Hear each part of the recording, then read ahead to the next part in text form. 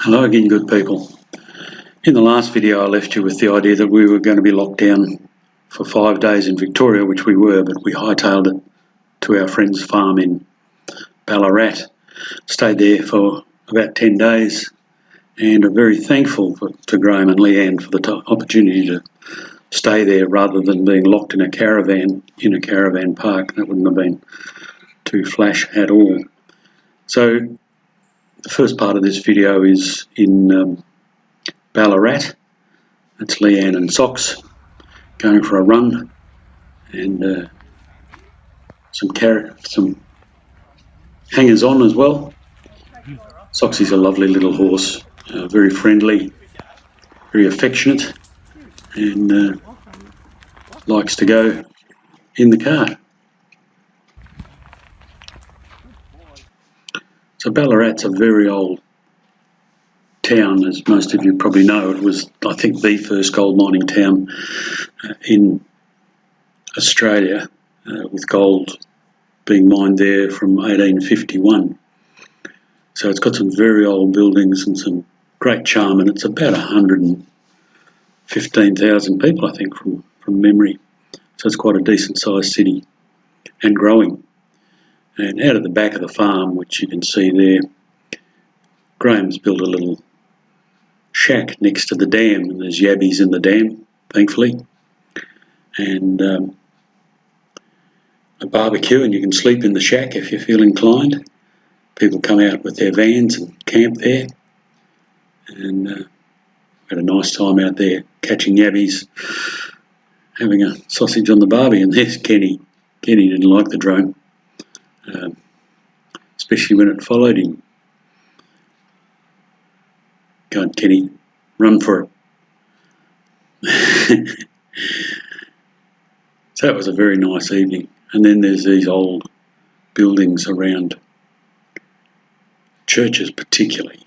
They're always the ones that were built substantial in those days, whereas the miners would have been in tents and timber or bark huts. And they've got a very nice botanic gardens as well.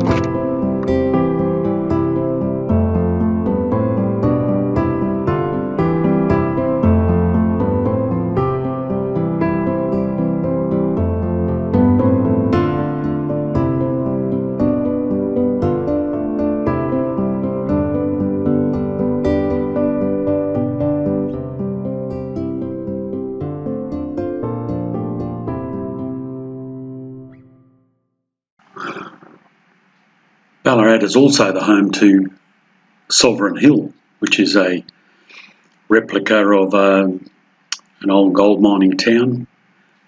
It has lots of shops, which are still operating. Unfortunately, because of the COVID, the whole thing wasn't operational as it would normally be. It was only about a third operational, but they've got an underground mine you can go into. They have people telling you about life in those times, and it's really pretty interesting. A must if you're in that area to go to Sovereign Hill. Everyone does it, and it gets quite busy, but it is well worth it, and I'd love to see it when all the shops were open. There's working blacksmiths, a working wheelwright, and this is the wheelwright here. That belt is on idle pulling, so it's spinning around, not actually doing anything. To power our hubway here, we need that belt to slip across on that shiny drive pulley beside it. So to do that, I have this bar, which will have a fork above that belt, forced across, forcing that belt over onto the drive pulley, delivering power to our hubway.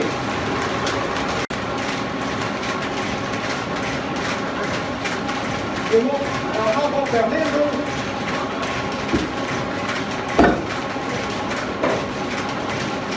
And there we go, that's our nice hot state. So now we're ready for the next step, to cut out our mortars we talked about earlier. As a reminder, they're doing what they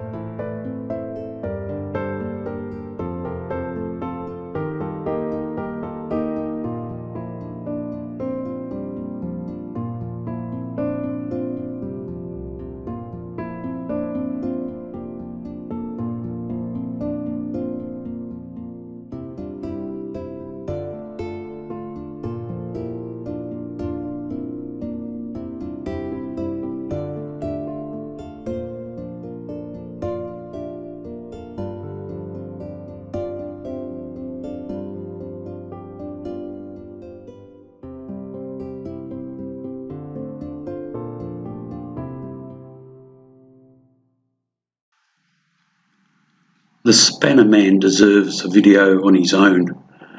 He was afflicted with polio as a child and confined to a wheelchair, but lived a full life, took over the family dairy farm, and when he retired about 10 years ago, he started making art and sculptures out of, believe it or not, spanners. All this is made 100% out of spanners. So he has people combing the markets and what have you around the countryside.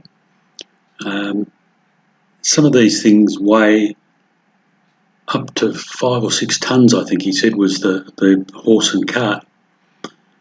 They are absolutely beautiful. He doesn't draw any plans. He thinks about them and designs them in his head and then goes and creates them. He's got a great workshop which is full of spanners, believe it or not. And he's got a TIG welder and a hoist. So being confined to a wheelchair, of course, he finds it difficult to lift things, but he has a hoist to help him with that. And he creates these beautiful works of art and some practical things like benches, tables, etc. He has donated some to the local town of BOORT, and he has got them displayed around the place in parks, etc. As I say, he really deserves a video on his own. I could fill up 10 minutes easily with his stuff. That's a shearer there. You can even see where his sleeves are rolled up. Absolutely amazing stuff, and considering that he doesn't draw a plan or an idea, he just thinks about it in his head and then goes ahead and makes it. The big ones can take 3 to 6 months to create, all out of spanners. Just amazing. And this is Warracknabeal.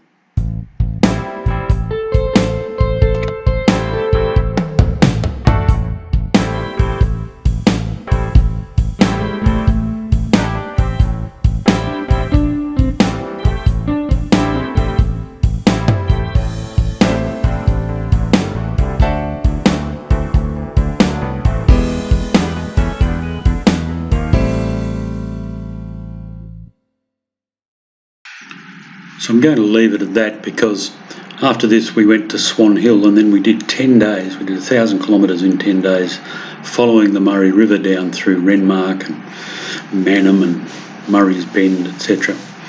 and down to Victor Harbour in the end, which was a lot of fun. We went right down to the mouth of the Murray.